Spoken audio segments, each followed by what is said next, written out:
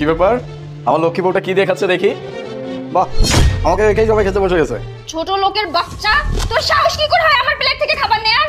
এই তুই যে একটা ছোট লোক সেটা তো আমি জানি, এই জন্য এভাবে তো প্রমাণ দেওয়ার দরকার ছিল না। তুই নতুন জামাইয়ের সাথে এটা কি করলি?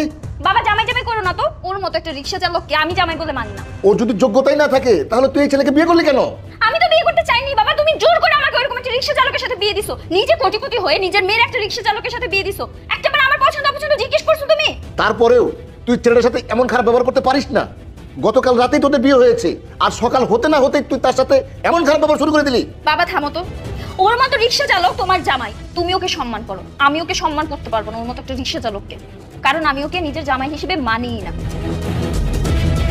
ছোট লোকের বাচ্চা, তোর সাহস হয় কিভাবে তুই আমার পাশে এসে বসার?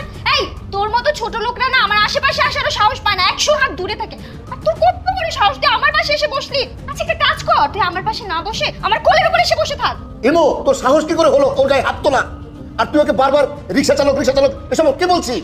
ওর মধ্যে সততা আছে, ও বিপদে পড়েছে বলেই ও রিক্সা চালাচ্ছে।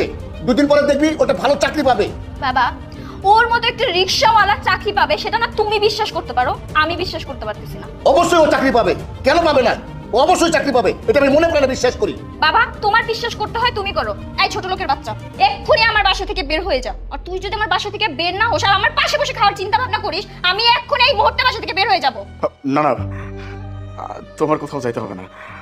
আমি তো রিক্সা চালক, গরিব মানুষ, এই এত বড় টেবিলে বসে খাওয়ার অভ্যাস আমার নাই। আমি আমার খাবারটা নিয়ে নিচে বসতেছি, এই অভ্যাস আমার আছে। ছোটবেলা থেকে খাইছি তো, সমস্যা নাই। তোমরা তোমরা আরাম করে খাও।